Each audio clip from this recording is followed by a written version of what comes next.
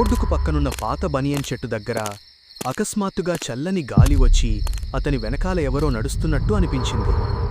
అతను వెనక్కి తిరిగి చూశాడు, కానీ అక్కడ ఎవరూ లేరు. కానీ చెట్టు కొమ్మలు మాత్రం గట్టిగా కదులుతున్నాయి.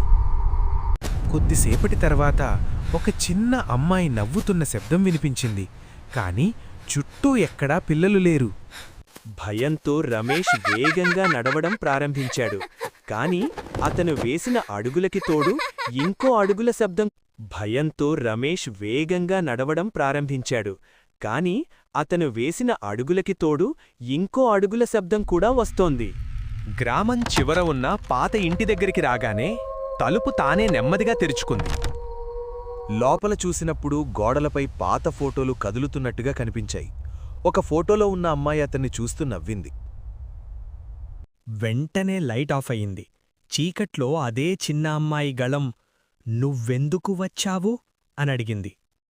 రమేష్ పరుగెత్తుకుంటూ బయటికి వచ్చాడు. కానీ బయటికి రాగానే ఆ ఇల్లు అక్కడ కనిపించలేదు. మరుసటి రోజు గ్రామంలో వాళ్ళు చెప్పారు, అక్కడ 20 సంవత్సరాల క్రితం ఒక చిన్న అమ్మాయి చనిపోయింది.